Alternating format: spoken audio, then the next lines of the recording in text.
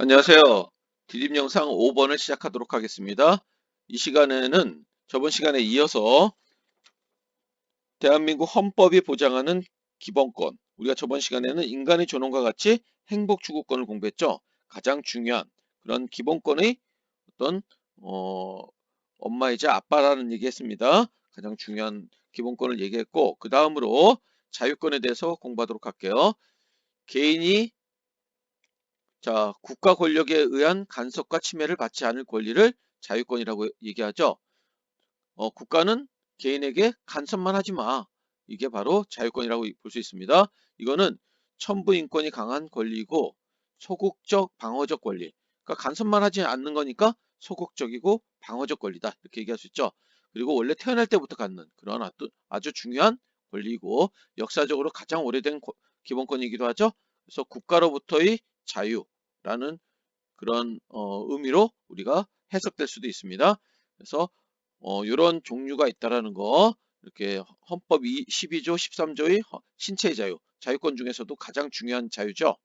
그리고 거주 이전의 자유, 직업 선택의 자유, 사생활의 비밀 자유, 종교의 자유, 학문의 자유, 예술의 자유, 이런 것들이 있고, 그 다음에 재산권 보장받는 거, 이것도 자유권에 속한다는 것을 기억해 주시기 바랍니다. 그래서 참고 자료로 보면은 개인이 자신의 선택과 결정에 따라 삶을 살아나갈 수 있고 국가의 간섭이나 침해를 받지 않을 권리, 이걸 얘기한다는 거. 역사적 배경을 보면 절대 왕정으로부터 벗어나기 위해 일어난 시민혁명을 통해서 보장됐다는 거. 그래서 어떤 지배계층으로부터 벗어나서 어떤 간섭만 하지 마, 이런 개념이니까 소극적 권리이고 방어적 권리다, 이렇게 얘기했고, 헌법에 규정되지 않은 자유권도 보장된다는 의미에서 포괄적 권리다. 꼭 이런 자유권으로 열거되지 않더라도 어떤 천부 인권적인 그런 당연히 갖는 자유권이 있다면은 그런 내용도 인정될 수 있다라는 거, 그것을 포괄적 권리라고 얘기합니다. 그리고 천부 인권성이 있다. 절대 군주의 한거하여 최초로 획득한 권리고 가장 오래된 중요한 권리다. 이런 성격이 있다는 것을 알아두면 되겠습니다. 내용을 보면은 신체의 자유, 그다음에 정신적 자유, 이런 양심의 자유, 이런 자유들이 있다는 거 알아두면 되겠고, 신체의 자유 중에서는 죄형법정주의, 범죄의 형태는 법률로서 정해야 된다는 걸 얘기하죠.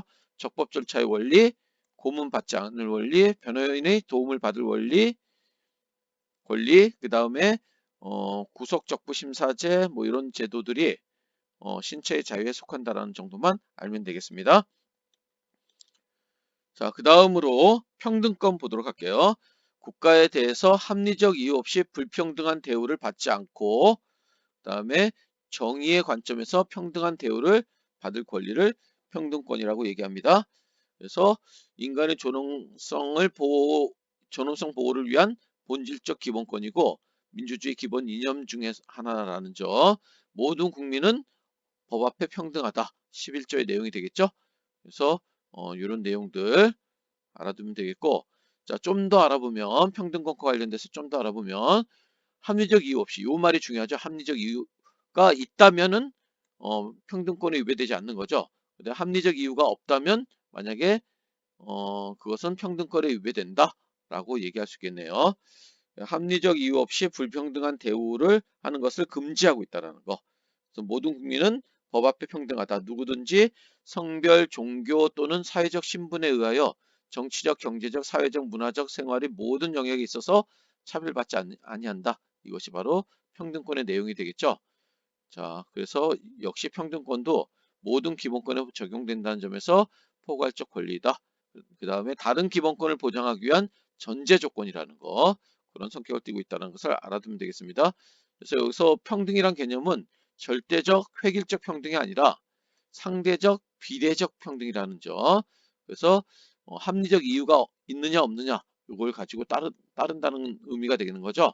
그래서 성별에 의한 차별을 금지한다든지 종교에 의한 차별을 금지한다든지 이런 내용들이 포함되어 있고, 합리적 차별은 허용된다는 점, 그것은 기억을 해주시기 바랍니다. 그래서 남자에게만 부과되는 병역의 의무라든지 미성년자 관람 불가, 그 다음에 여러 범죄가 누적되면은 가중처벌 받는다든지 이런 것들은 합리적 차별이라고 우리가 우리 사회에서 지금 현재로는 보고 있는 거죠. 자, 그다음 자, 참정권 공부하도록 하죠. 정치에 참여할 수 있는 권리를 얘기하는 거죠. 국민이 국가의 정치 과정에 적극적으로 참여할 수 있는 권리를 얘기하는 거고, 제1차 세계대전 이후 보통선거의 원칙이 확립됨에 따라서 이 참정권은 대부분 인정받게 되고 있죠.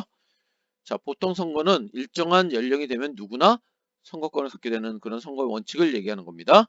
그래서 국가 어떤 정치 과정에 국민이 능동적으로 참여할 수 있는 권리죠. 그래서 능동적 권리라고 얘기하고 이거는 권리이자 정치적 의무다. 우리가 선거권을 가지고 있다는 것은 일종의 권리지만은 선거 과정에 참여해야 된다는 건 일종의 의무이기도 한 거죠. 그래서 법적 권리이자 정치적 의무다. 이렇게 얘기하는 겁니다. 그다음에 우리나라 헌법을 보면은 선거권이 있죠. 18세부터. 그다음에 공무단임권 요 안에 피선거권이 포함된다고 봐야 되겠죠.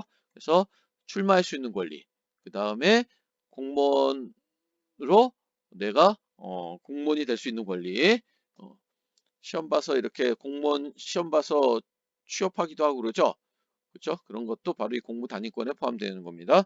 그리고 국가의 중요한 일을 국민투표에 의해서 직접 결정할 수 있죠. 국민투표권 이런 것들이 참정권에 속합니다. 그래서 참정권의 성격을 잠깐 좀 더 참고해서 보면은 국민이 국가의 정치 과정에 적극적으로 참여할 수 있는 권리를 얘기한다는 얘기했습니다. 그다음에 선거권 확대 운동을 전개한 결과 보통 선거가 실시됐고 그럼으로써 모든 국민의 참정권이 보장되게 됐다. 그래서 능동적 권리다. 그리고 실정법에 의하여 비로소 보장되는 열거적 권리고 정치적 권리인과 동시에 의무다. 이렇게 얘기했고 외국인은 원칙적으로 제외되지만은 일부 지방선거라든지 이런 곳에서 일부 인정되는 경우도 있다는 거 함께 알아두면 되겠습니다. 자, 이런 종류가 있다는 거 금방 얘기했습니다. 그 다음에 사회권, 시민사회 발전과 자본주의 경제의 급속한 성장으로 사회적 불평등이 심화되고 이로 인해서 빈부격차라든지 계급 갈등, 이러한 실질적 평등을 침해하는 경우가 많아지면서 자, 이런 사회권에 대한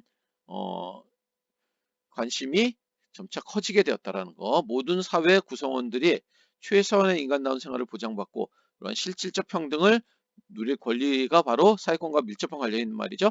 국가에 적극적으로 요구할 수 있는 권리이기도 하다. 그래서 성격을 보면 적극적 권리고 복지국가의 개념과 밀접한 관련이 있다는 얘기했습니다. 그래서 교육받을 권리라든지 인간답게 살 권리라든지 노동과 관련된 권리 또는 환경, 보건, 여성, 노인, 사회보장 등등등등 이런 것들이 바로 사회권의 한 종류라고 볼 수 있겠습니다. 그 다음에 청구권. 청구권은 국가나 개인에 의해 기본권을 침해당했을 때 이를 구제받을 수 있도록 하는 기본권을 얘기하는 거고 기본권 보장을 위한 수단이고 그래서 기본권 보장을 위한 기본권이다. 또는 수단적 기본권이다. 이렇게 얘기할 수 있습니다. 그래서 여기 청자가 들어가죠. 대부분 청구권에는 그래서 청원권 자신의 희망사항을 국가기관에 이렇게 문서로서 한다는 거 청원권 그 다음에 법률에 따라 신속하고 정확한 재판을 받을 권리 재판 청구권 그 다음에 타인의 범죄 행위로 생명을 잃거나 신체상의 손해를 입은 국민은 법률이 정하는 바에 의하여 국가로부터 구조받을 수 있는데 범죄 피해자 구조 청구권이라고 합니다. 내가 길거리 가다가 어떤 연쇄살인범에게 살인을 당했을 때 우리 가족들이 이러한 범죄 피해자 구조 청구권을 행사할 수 있는 거죠. 그 다음에 형사 피해자, 피의자 또는 형사 피고인으로서 구금되었던 사람이 피의자는 이거는 기소받기 전에 어떤 의심받고 있는 상태를 얘기하는 거죠. 자, 이 피의자가 불기소 처분을 받거나 또는 형사 피고인으로서 구금되었던 사람이 무죄 판결을 받은 경우에는 억울하겠죠. 이 사람은 갇혀 있었으니까. 그래서 정신적 물질적 손실을 보상해달라고 국가에 대하여 청구할 수 있는데 그거를 형사보상 청구권이라고 얘기합니다. 자, 그 다음에 국가배상 청구권은 공무원의 직무상 불법행위로 손해를 입은 국민이 국가 또는 공공단체에 정당한 배상을 청구할 수 있는 권리를 얘기합니다. 내가 경찰에 의해서 불법적으로 어떤 불법적인 행위로 인해서 어떤 신체에 어떤 피해를 입은 경우, 이런 경우에 또는 어떤 구청이 잘못 시설한 그런 설치물로 인해서 내가 어떤 다쳤거나 그러면은 이런 국가배상 청구권을 행사할 수 있는 거죠. 자, 여기 보면 갑은 편의점에서 아르바이트 하고 있는데 사장은 갑이 미성년자라는 이유로 최저임금에 미달하는 급여를 주고 있다. 자, 이건 뭘까요? 자, 이 자료 1, 2에서 갑과 을이 침해당한 기본권은 무엇인지 이야기해보자 했는데, 자, 이거는 바로 사회권이 되겠죠. 어떤 최저임금과 관련 있는 거, 노동과 관련 있는 거죠. 그래서 사회권이라고 볼 수 있습니다. 그 다음에 자, 여기 경찰관에게 체포되었고 변호인의 조력을 받을 권리, 체포 이유 이런 것들을 내가 알지 못한 거죠. 자, 신체의 자유와 관련 있는 거죠. 그러니까 바로 자유권이라고 볼 수 있겠습니다. 그 다음에 3, 4에서 병과 정의 행사하고자 하는 기본권은 각각 무엇인가 했는데, 자, 3은 형사 보상 청구권이 되겠죠. 형사 보상 청구권.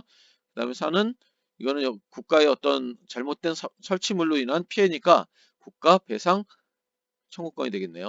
국가 배상 청구권. 자, 이거는 교과서에 있는 내용 잠시 보면 되겠고, 자, 헌법에 열거되지 않은 자유와 권리 보장 이렇게 돼 있는데, 헌법에 열거되지 않았지만 사회가 변화하면서 인간의 존엄을 위해 필요하다고 여겨지는 일조권이라든지 수면권, 건강권, 문화권 이런 것도 새로운 권리로서 보장되고 있다, 될 수 있다라는 거. 그 다음에 기본권의 제한과 한계에 돼 있는데, 자, 목적상 국가안전보장, 질서유지, 그 다음에 사회 전체 이익, 공공복리를 위해서 필요한 경우에 하나요. 그 다음에 국민의 대표기관인 국회에서 정한 법률에 의해서만, 그리고 아무리 이런 목적이 있다 하더라도 자유와 권리의 본질적인 내용은 침해할 수 없다라고 보는 거죠. 자, 이게 바로 기본권의 제한의 내용입니다. 어떤 사람의 기본권 행사가 타인의 기본권을 침해하거나 공동체의 이익을 훼손할 우려가 있을 때는 국민의 기본권을 제한할 수도 있는데, 자, 그 제한하는 경우를 보면은 국민의 모든 자유와 권리는 이 세 가지 경우, 필요한 경우에 하나요. 법률로서.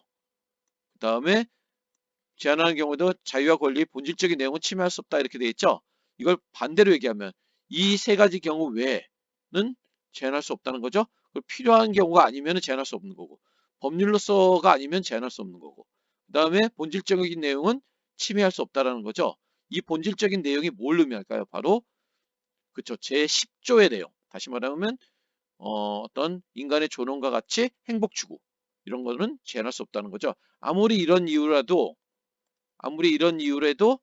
어, 고문할 수는 없는 거죠. 바로 그런 사례를 들 수 있겠습니다. 자, 이상 마치겠습니다.